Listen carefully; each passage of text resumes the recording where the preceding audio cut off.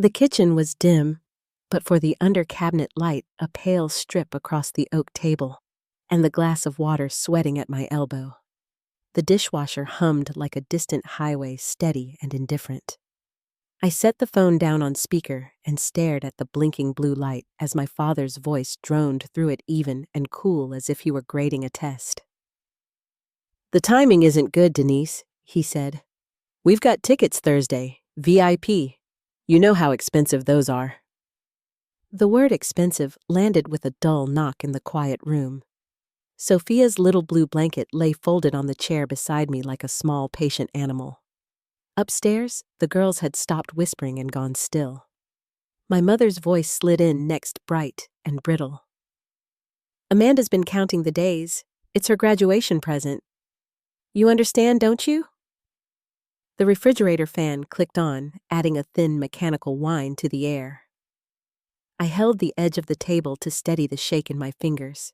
"I'm having surgery at 6 in the morning, I said slow so I wouldn't cry.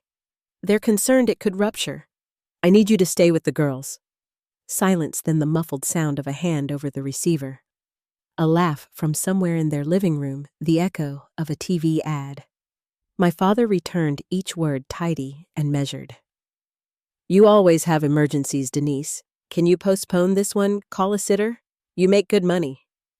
The blue light blinked again. Somewhere outside, a neighbor's porch light clicked on and threw a faint bar of yellow over my window shade.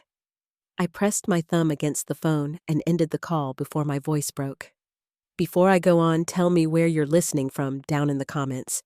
And if you've ever felt small in the very place you should have felt safe, tap the like button and share this with someone who'll understand.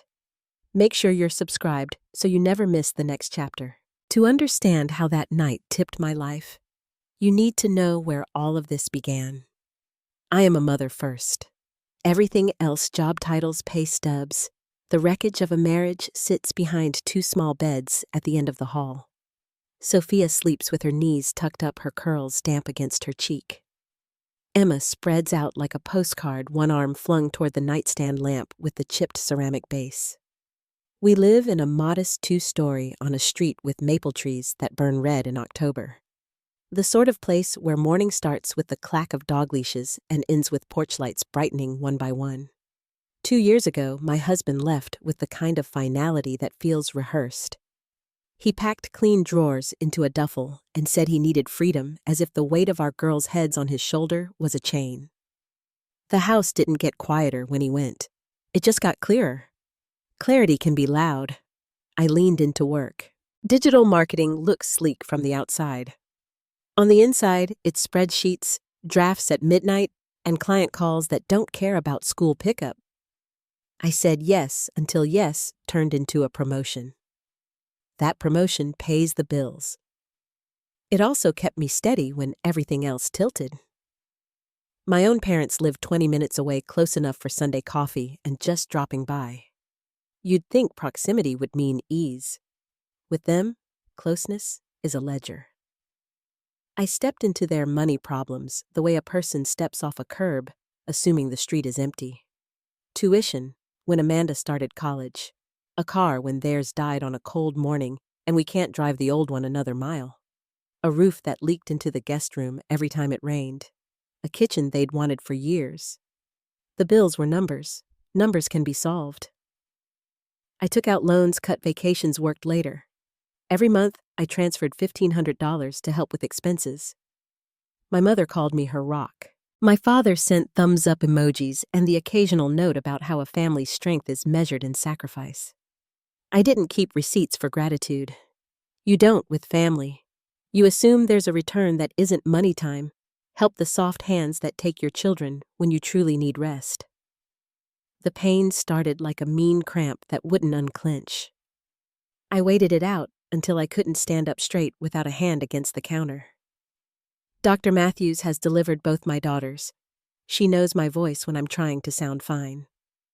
The ultrasound room smelled sharp and clean.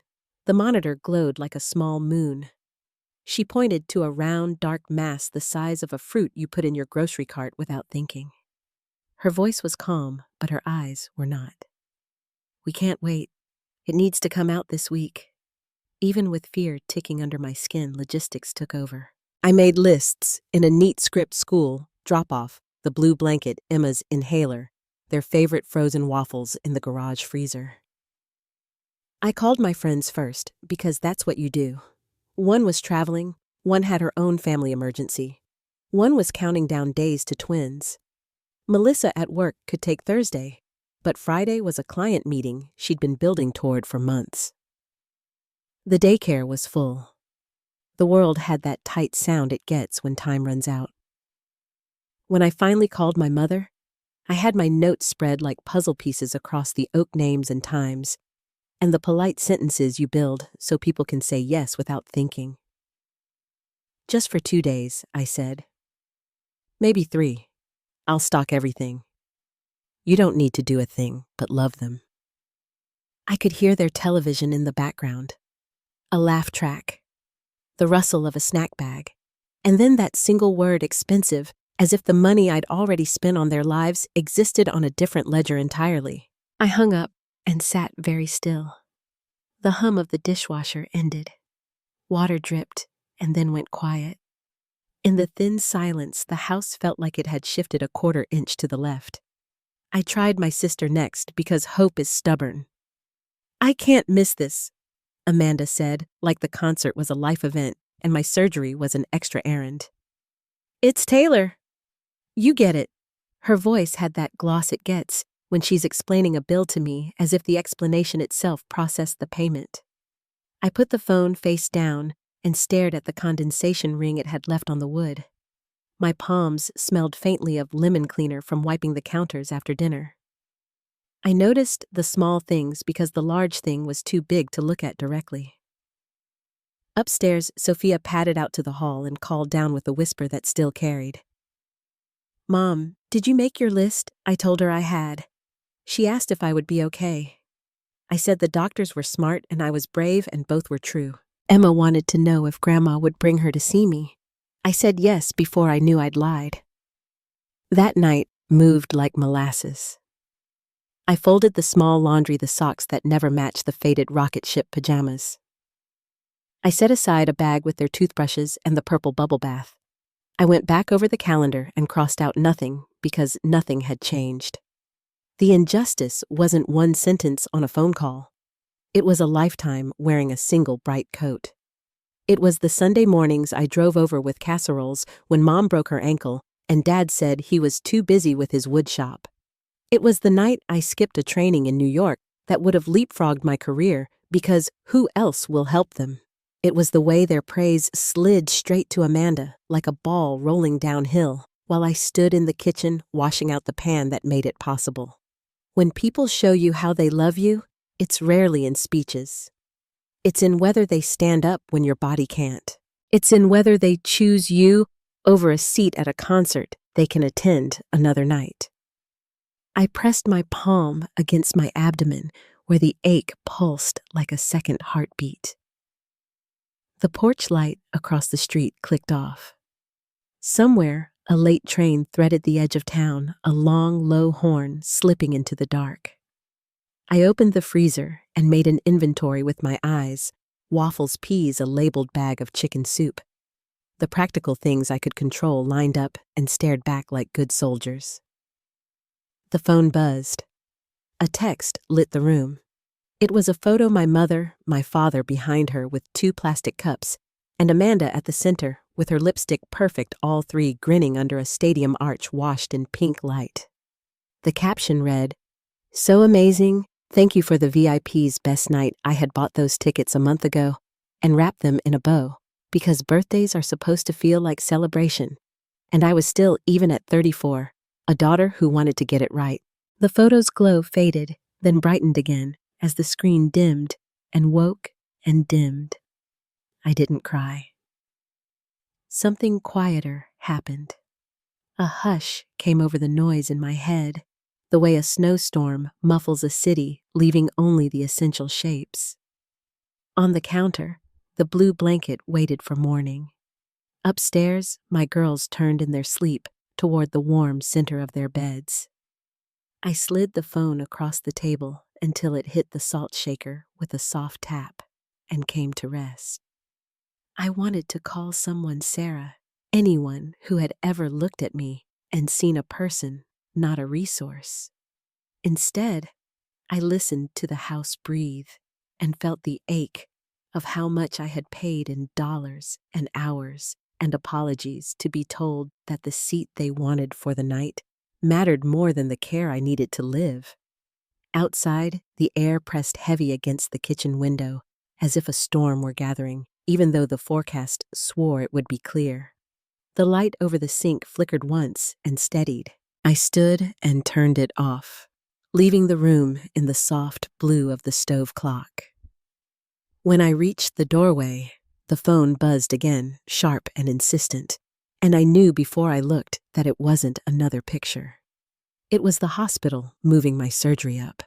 The message from the hospital came just after midnight, a quiet buzz on the counter, soft enough to sound harmless. I turned the phone over, squinting at the bright screen in the dark kitchen. The words were plain and urgent. Surgery advanced to tomorrow morning at 8 a.m. Please confirm. I typed back a quick yes before my courage could falter. The ache in my abdomen pulsed like a heartbeat, a low reminder that time was no longer patient. Upstairs, the girls were sleeping wrapped in the safety of a world that still made sense. I leaned against the counter, both hands braced on the edge, and listened to the refrigerator hum, the small sound of a house holding itself together. I didn't sleep much. The pain and the worry fought for space in my chest, and every time I closed my eyes, I saw my father's calm indifference. When dawn finally broke, a pale light spilled across the hallway, touching the framed crayon drawings on the wall, Sophia's planets, Emma's uneven hearts. I let my fingers brush over them before heading to the bedroom to pack a small overnight bag. By 7, the girls were awake, rubbing their eyes, their hair soft and wild from sleep. I kept my tone cheerful as I poured cereal and milk, pretending the day was ordinary. Sarah's coming soon, I told them. She's going to drive me to the hospital. Sophia looked up from her spoon. Grandma isn't coming. I shook my head, forcing a smile. Not this time, sweetheart. When the doorbell rang, I felt the weight lift just a little. Sarah stepped inside, carrying the kind of energy that steadied a room. She had a travel mug in one hand and calm in her voice. Morning, you, she said. Let's get you taken care of. She greeted the girls with hugs and promised them everything would be fine, the sort of reassurance that only sounds true when it's spoken by someone who actually shows up. Then she helped me out to her car, easing my overnight bag into the trunk like we were going on a trip instead of heading toward an operating table. At the hospital, everything moved quickly. Registration blood work, the antiseptic smell that clung to every hallway. The pain had grown sharper, radiating down my side. When Dr. Matthews came in, her expression told me more than her words. The cyst is pressing dangerously close to a blood vessel, she said quietly. We need to operate in the morning at the latest. I nodded, trying to keep my voice steady as I explained that I had 2 small children and no one to care for them. Dr. Matthews' face softened. We'll keep you overnight to monitor things. Try to rest. You can make arrangements from here. After she left the room, fell into the hush of distant monitors and muted footsteps. I stared at the ceiling tiles, tracing the tiny holes in the pattern like constellations. Every few minutes, another wave of pain rolled through. I pressed the call button for a nurse and asked if I could use my phone. That was when Sarah called again. I found something she said. There's an emergency child care service, licensed, background checked, CPR certified. I used them once when my mom canceled last minute. They can send someone tonight. Even through the medication haze, I felt relief rise in my chest. Do you think they'll come on such short notice? I already talked to them, she said. They're sending profiles for you to review. Within an hour, I was video calling a woman named Linda Baker. Her voice was calm and warm, like someone used to comforting anxious parents. She told me she'd been a preschool teacher for 15 years now, working full-time as an emergency caregiver. Her background check and references were spotless. "You just focus on healing," she said gently. "I'll take care of the little ones like they're my own." I wanted to believe her, and somehow I did. Maybe because she spoke slowly, or maybe because she didn't overpromise. After the call, Sarah texted that she would pick Linda up and bring her to the house. I could almost picture it, Sarah, in her tan coat, keys in hand, driving through the late afternoon light while my daughters waited by the front window. Later that evening, as the pain medication settled in, a nurse named Lisa checked my vitals. She had kind eyes and the kind of steady presence that makes you want to talk. "Family troubles?" she asked quietly. I managed a nod.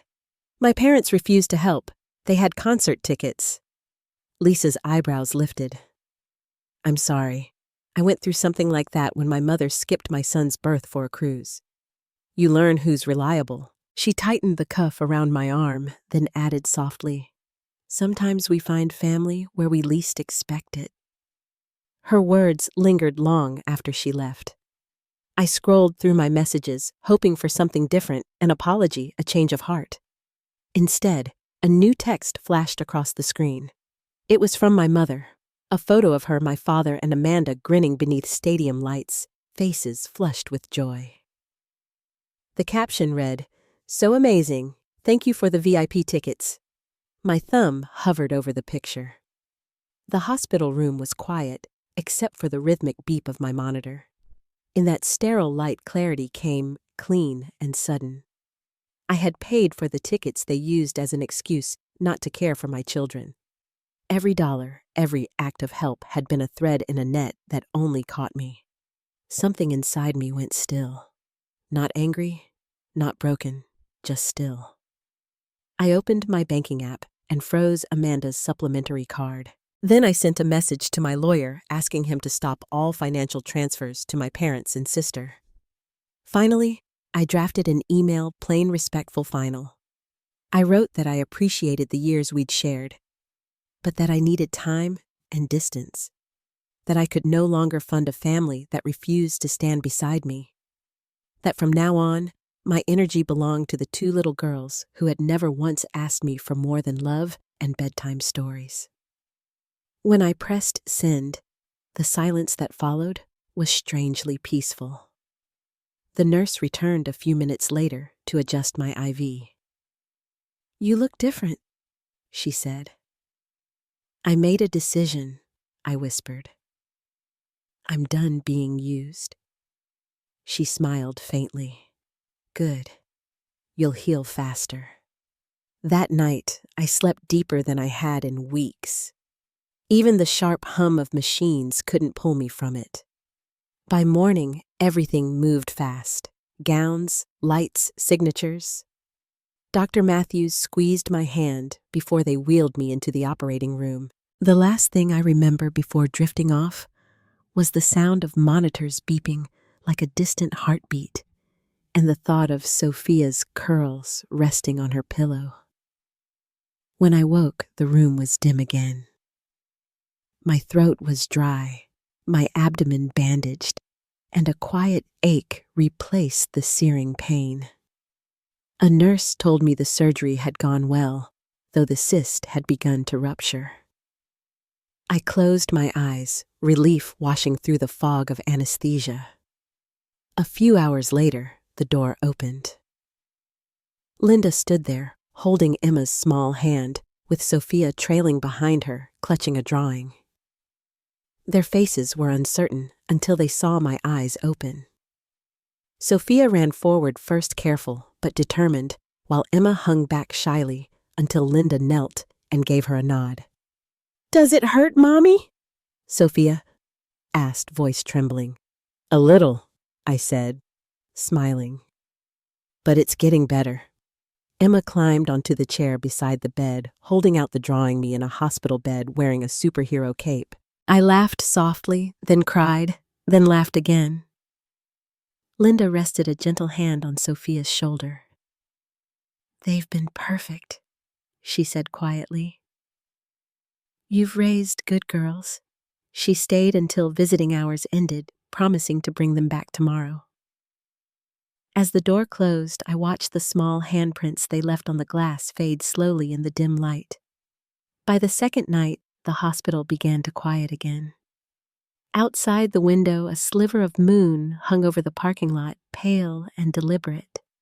I realized how much had shifted in a single day, how quickly dependency had turned into independence, how one act of neglect could untie years of obligation.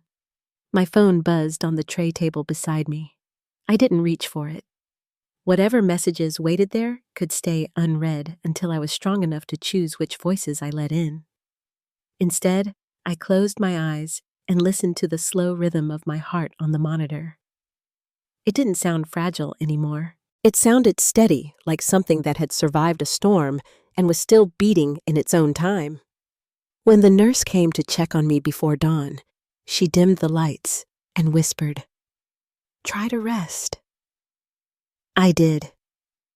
And for the first time in a very long time, I believed that when I woke up, my life would finally belong to me. The third morning after surgery, sunlight broke through the narrow hospital blinds, soft and almost golden, the kind that makes you forget how sterile the world can feel. I woke to the smell of coffee that wasn't hospital bitter, and the quiet sound of two little girls whispering. Sophia's curls were the first thing I saw haloed by that morning light. She was sitting cross-legged at the foot of the bed, carefully balancing a paper cup of coffee on the tray table. Emma stood beside her, clutching a folded card with stickers along the edges. Linda was near the doorway, her voice low as she thanked the nurse who had let them in a little early. It was such an ordinary scene that my throat tightened. I hadn't realized how much I'd missed ordinary. When Linda turned to me, her smile was warm but firm, the way a teacher looks at a recovering student. "You've got visitors," she said softly, "but only for a few minutes. Doctor's orders." Sophia leaned in her eyes wide with pride. "We brought breakfast." "Well, kind of. It's muffins from the cafeteria." I took the card from Emma's tiny hands, careful not to pull at the IV. It showed a stick figure me arms open with two smaller stick girls running toward me. Overhead, a bright orange sun wore sunglasses. Across the top in Sophia's careful handwriting were the words "Mommy's super brave." The tears came before I could stop them. Not loud, just quiet drops that warmed my cheeks. Linda rested her hand lightly on my arm. "They've been angels," she said. "We've been keeping busy. Lots of coloring a few too many bedtime stories." Emma piped up, "And pancakes for dinner." She giggled, proud of the rebellion. When visiting hours ended, Linda gathered their things. "We'll come back this evening," she said, tucking a blanket around Emma's shoulders. "You rest." After they left, the silence felt softer than before. For the first time in days, I wasn't haunted by what my parents had done. I was held by what strangers and true friends had stepped forward to do. By the next afternoon, Dr. Matthews cleared me to go home with restrictions. "Take it slow," she said, her tone half stern, half kind. "Let others do the lifting for once." At home, everything smelled faintly of lemon and clean laundry. Linda had kept the place spotless. The freezer stocked the girls' toys neatly corralled in baskets. On the counter was a note written in her neat handwriting, "Soup on the stove. Girls bathed and ready for bed. Welcome home." I stood there for a long moment, my bag still on my shoulder. Something inside me loosened. I didn't have to earn this care. I only had to receive it. That night, I sat in bed while Linda read to the girls from a picture book about stars. Her voice carried through the hallway, steady and rhythmic the way bedtime voices should sound. When the story ended, I heard her say, "Okay, one happy thing from today. It became our ritual. Each girl shared something good, a puzzle finished, a song learned, a funny dream, and then they fell asleep faster than I'd ever managed before." As the days passed, healing became less about stitches and more about strength I didn't know I had. Linda moved through the house quietly, anticipating what needed to be done before I even asked. She cooked simple meals and left little notes for the girls. "Be kind today, or remember to smile at someone." One evening, while she adjusted my pillows, she told me about her own life. "I raised my son alone," she said. "He's in college now. Smart kid." But it wasn't easy. I asked if her husband had passed away, and she smiled sadly. "No, he left when our son was diagnosed with special needs. Said it was too much for him." She looked down, smoothing the blanket. Some people walk away from responsibility. Others step up. You find out which kind you are when life gets hard. Her words landed gently but deeply. I thought about Jason, about my parents, about all the people who had walked away when things stopped being easy. By the end of the second week, I could walk around the block without pain. Sarah came by every few days bringing groceries or just sitting with me on the porch while the girls played with sidewalk chalk. "You look lighter," she said once, watching me sip tea. "Like you finally set something down." "I think I did," I said. It's strange how quiet freedom can be. We didn't talk about my parents directly, but she knew. Everyone who'd seen the cracks knew. The calls started a few days later. First one, then 10, then 20. I didn't listen to them, but my phone screen filled with their names: Mom, Dad, Amanda. The previews showed fragments of sentences. "We need to talk about the bills. You can't just stop helping." My card was declined. I deleted them without opening a single one. I told myself silence was a boundary, not cruelty. Still, late one night, I sat at the kitchen table and scrolled through my old messages with Amanda. There were so many requests, 300 here, 700 there, each ending with a quick "thanks, sis." Never a question about how I was managing it all. I thought of her at that concert laughing under bright lights, and the weight in my chest turned to something quieter than anger, something closer to acceptance. They would never see me the way I saw them, and maybe that was okay. 1 week later, the doorbell rang. Linda was helping the girls with an art project, glue and construction paper spread across the table. She peeked through the curtain and turned back with a frown. "It's your parents and sister," she whispered. "Do you want me to send them away?" For a heartbeat, I wanted to hide upstairs, pretend I wasn't home. But avoidance was just another form of silence, and I'd promised myself I'd stop letting them write the story. "It's all right," I said. "Take the girls upstairs, please."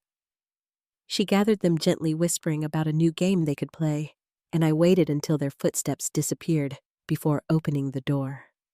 My parents stood on the porch, looking older than I remembered. My mother's eyes were red. My father's jaw was set like stone. Amanda hovered behind them, arms crossed, mascara smudged. My father spoke first. "You can't just cut us off, Denise. We had commitments. You left us in a terrible position." His voice was full of the same authority he used when I was a child, but it landed differently now. I kept my hand on the doorframe to steady myself. "I didn't cut you off," I said quietly. "I stopped funding choices I didn't make." My mother stepped forward, tears spilling easily. "It wasn't just choices. We depended on that help. You gave you everything. Everything?" The word slipped out before I could soften it. "When I needed a place for my daughters for 2 days, you had concert tickets. Tickets I bought." She blinked as if that detail had slipped from her mind. "You're overreacting. You're fine now. I could have died, I said, my voice breaking just slightly. And you wouldn't have known until someone else called you. Amanda crossed her arms tighter. You didn't die, though. You handled it. You could afford to. So, what's the big deal? Her words struck the way cold water hits skin. For a moment, I simply looked at her, really looked the expensive purse, the designer jacket, the stubbornness I'd spent years feeding. This isn't about money, Amanda, I said softly. It's about respect. And I don't owe anyone who can't show it another dollar. My father's face darkened. We could take you to court. You promised to help with our retirement. I almost laughed, though the sound came out tired instead. You can try. I have every message you ever sent, every demand, every refusal to help when I was in need. Do you really want a judge to read those out loud? Silence hung between us. My mother looked away. My father's shoulders stiffened. Amanda's eyes darted from one to the other as if waiting for someone to tell her what to feel. Finally, my father muttered, "Let's go," and turned toward the steps. My mother hesitated, her voice small. We're still your parents, Denise. I met her gaze, calm but unyielding. And I'll always be your daughter. But I won't be your solution. They left without another word, the door closing softly behind them. For a long time, I just stood there, hand resting on the cool, brass handle. I expected my knees to shake or for guilt to rush in like a tide. Instead, I felt steady, rooted like the moment after a storm, when the wind finally stops, and the trees, though bent, are still standing. Linda came downstairs a few minutes later, her eyes questioning. You all right? I am, I said, surprising myself with how true it sounded. Better than I've been in years. That evening, when the house quieted and the girls were asleep, I stepped out onto the porch. The air smelled like rain and cut grass. Across the street, someone's wind chimes moved gently in the breeze. I thought of all the nights I'd stayed awake worrying about my family's approval, all the money I'd sent to buy peace that never lasted. Tonight, peace had no price tag. It was simply the sound of my own breathing, even and calm. Inside, the soft murmur of Linda's voice drifted from the kitchen as she cleaned up the remains of the art project. I looked up at the stars just beginning to appear and whispered a quiet thank you to the universe, to the people who had shown up, and to the part of myself that finally had. Tomorrow, I'd start building from this stillness. But for now, standing in the hush of my own home, it was enough just to feel free. The next few months unfolded with a kind of quiet rhythm I hadn't known before. The house felt different now, lighter, like the air had cleared after a long storm. The girls laughed more. I laughed more.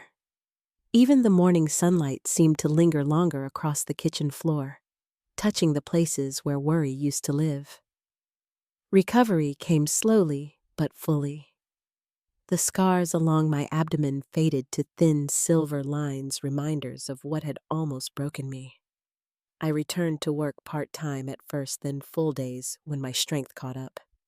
My boss, Jeff, called me into his office one afternoon with a smile I hadn't seen in years. "You've carried this department through more than anyone realizes," he said. "It's time we made that official." The promotion came with a better title, a better paycheck, and more importantly, a sense that the pieces of my life were finally fitting together on my terms. Without the drain of constant financial demands, I began rebuilding one bill, paid off, one small college fund, started one quiet evening spent in peace instead of guilt. Sophia and Emma thrived in that peace. Sophia brought home gold star papers from kindergarten, her handwriting growing neater each week. Emma's shy laugh turned into full giggles, the kind that tumbled out of her chest without fear. At bedtime, They often climbed into my bed with storybooks and blankets, their hair smelling faintly of soap and crayons. Linda became more than the caregiver who stepped in when no one else would. She became family. Though she no longer lived with us, she picked up the girls from school several afternoons each week. On Sundays, she and her son Marcus often joined us for dinner. He was 19, home from college, most weekends polite but playful, the kind of young man who made my daughters beam.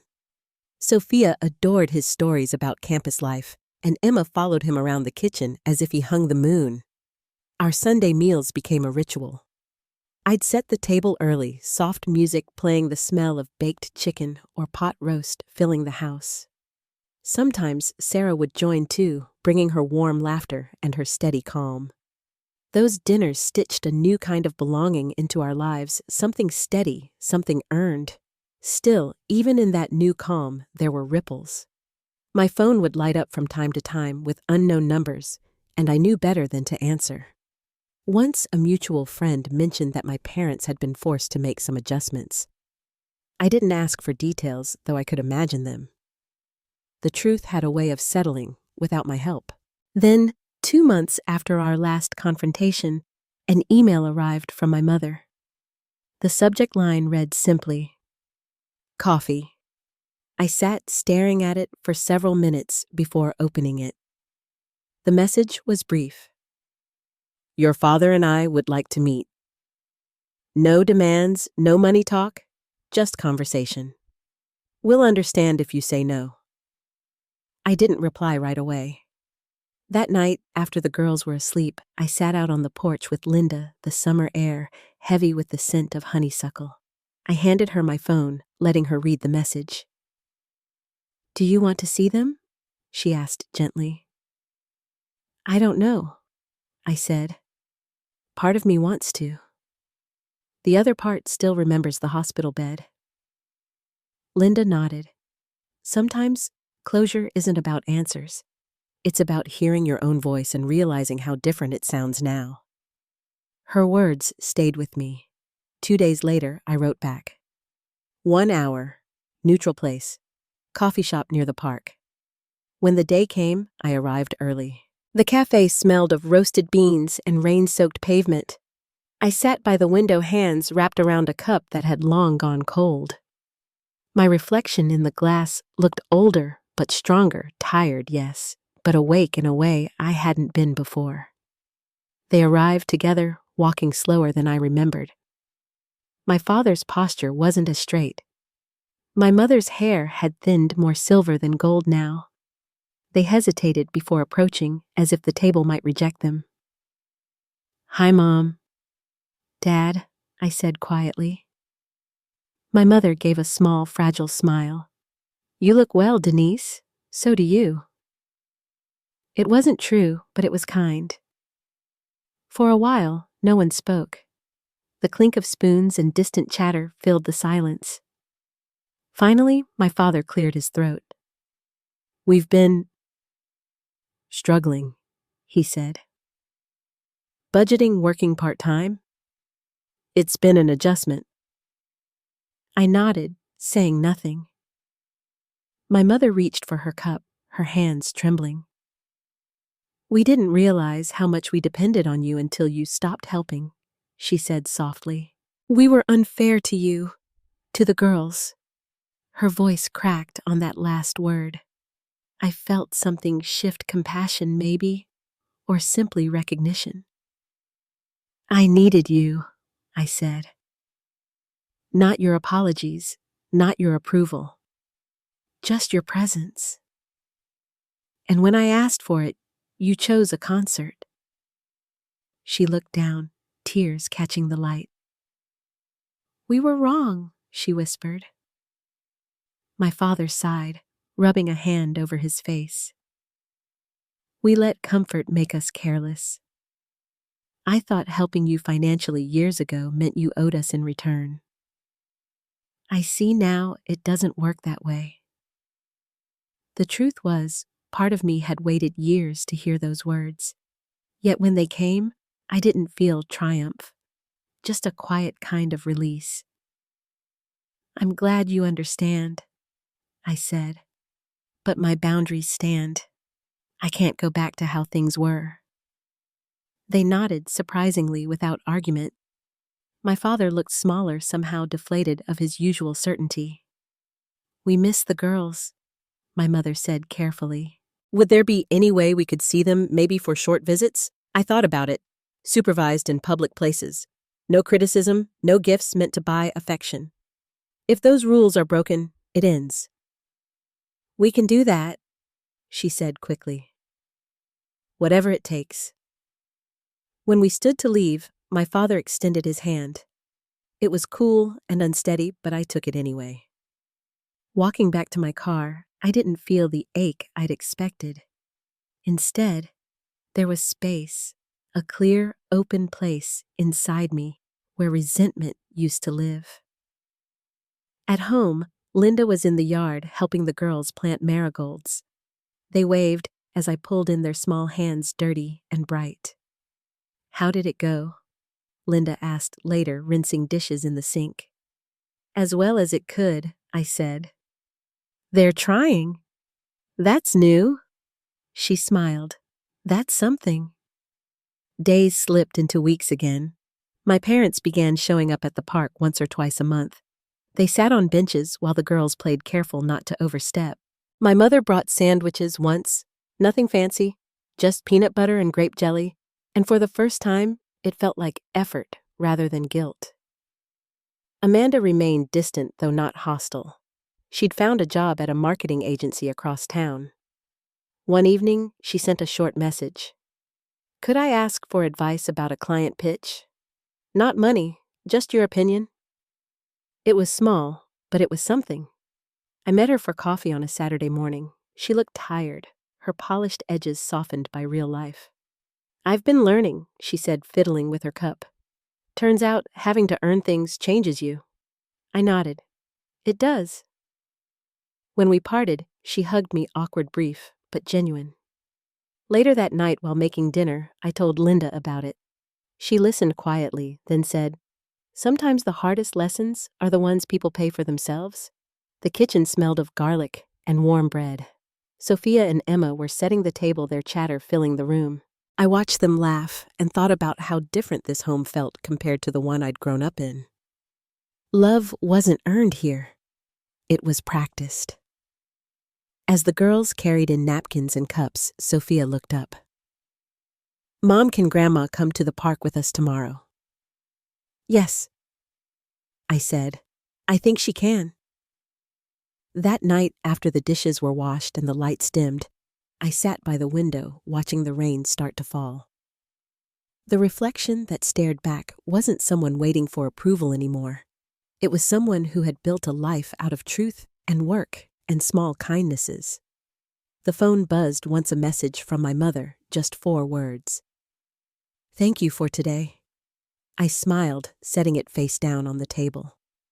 Forgiveness. I realized didn't have to be loud. Sometimes it sounded like rain on the roof, steady and gentle, washing away what didn't need to stay. Outside, thunder rolled somewhere distant, low and harmless. Inside, my daughters were asleep, their breathing even and sure. I closed my eyes and listened not to the storm, but to the peace that finally belonged to us. The morning after the rain, the world outside my window looked newly washed. Drops clung to the edges of the porch railing, tiny prisms catching the early light. The street was quiet, that Sunday kind of stillness, when even the birds seemed to pause before starting the day. I stood in the kitchen, barefoot, stirring oatmeal for the girls while coffee brewed beside me. Steam fogged the window, blurring the reflection of a woman I was still learning to recognize. I didn't look tired anymore, just settled. Sophia wandered in, wearing her dinosaur pajamas, hair sticking out in every direction. She climbed onto the counter stool and yawned. You look happy, Mommy, she said, rubbing her eyes. I am, I answered simply, and it was true. Emma came next, dragging her blanket like a small parade flag. She climbed into my lap, warm and half asleep, and I felt the kind of contentment that has no name, the kind that hums quietly beneath your ribs and stays there. After breakfast, the three of us went for a walk. The air smelled faintly of damp earth and pine. Our boots made soft prints along the trail by the park, the one where we now met my parents sometimes. Today, though, it was just us. At the far end of the path, the river had risen slightly from last night's rain. The current moved steady and silver, carrying away leaves and small branches. I stood watching it for a long moment while the girls collected pebbles nearby. The flow reminded me of something Dr. Matthews once said after my surgery, that healing isn't a moment, it's a movement. A steady current that keeps reshaping you until one day you notice you've changed direction entirely. We stopped at the park bench near the playground, the one where my parents had sat just the week before. That day had been simple. No tension, no rehearsed apologies. My mother had brought sandwiches again. My father, a small paper bag of seed to feed the ducks. They'd listened as the girls told stories about school, asking questions that sounded like genuine curiosity. I'd sat beside them quietly, not guarding my heart, just observing. When we said goodbye, my mother had hugged me, her embrace brief but real. She hadn't asked for anything. Neither had I. Sometimes that's all reconciliation needs, space enough to breathe without the past choking it. As the girls ran ahead to the swings, I thought of Amanda. She'd called last week to tell me she'd been promoted. Her voice carried a new steadiness, an absence of expectation. Before hanging up, she said, "I understand now, Denise, why you stopped." It wasn't cruelty, it was love with boundaries. I'd told her I was proud of her, and I was. People don't always change fast, but sometimes they grow exactly when they're meant to. Back home, Linda arrived in the afternoon with a tray of blueberry muffins and her usual gentle smile. She had that quiet strength about her, the kind that doesn't announce itself, but fills a room nonetheless. "How are my favorite girls?" she asked, setting the tray down. "Hungry," Sophia answered, and Linda laughed, pulling out plates. We sat around the table like we had so many Sundays before. Marcus had come home for the weekend and joined us, the girls climbing over him to show their drawings. The conversation drifted easily from school to work, to summer plans. When laughter came, it came freely. After dinner, Linda helped me wash the dishes while the kids watched a movie in the living room. The glow from the TV flickered across their faces, soft and golden. "You've built something good here," Linda said, rinsing a plate. "I didn't build it alone," I replied. She smiled. "You made space for it. That's the hard part." Later, when the house quieted, I sat at my desk by the window, the same spot where I'd once paid my parents' bills late into the night. The papers there now were different college savings accounts, a plan for a small vacation, notes for a charity drive our company was sponsoring. I caught sight of a photo taped to the edge of the monitor. It was taken by Sarah at the park a few weeks ago. The girls were running ahead on the trail, sunlight catching their hair. I was behind them mid-step laughing. It wasn't a posed smile. It was real easy, unguarded. The clock ticked softly in the background.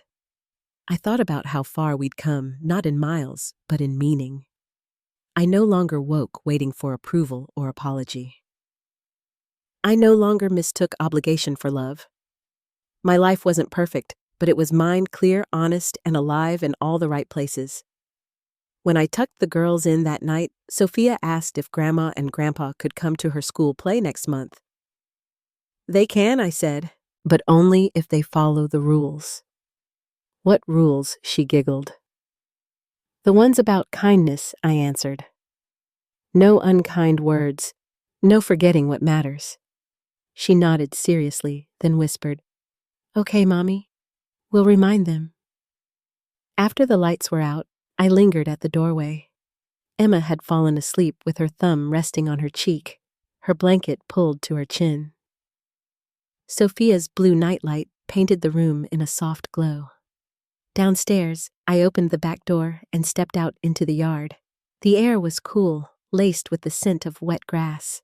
The sky stretched wide above me, streaked with the last color of twilight. Somewhere down the street, a neighbor's wind chimes sang low and slow in the breeze. I thought about all the noise that used to fill my life. Arguments, expectations, guilt disguised as duty, and how it had all quieted into something simpler. A gentle rhythm of mornings and evenings of laughter and peace earned the long way. Linda's words came back to me again. You made space for it. She was right. Peace wasn't given to me. I had carved it out of chaos, one hard decision at a time. I turned off the porch light and stood there for a moment longer, looking up at the faint stars just beginning to appear. Somewhere inside the house, the clock chimed softly. Time moving forward the way it's meant to. Some wounds don't fade because we forgive. They fade because we finally let go. And when we do, what remains is lighter, quieter, like the space after a storm when the sky decides to start over. If this story spoke to you, tell me where you're listening from. I'd love to know how you've found your own kind of peace, and if you believe that healing can be quiet, share this story with someone who needs to hear it. Until next time, take care of your heart and remember the calm you build is the truest kind of strength.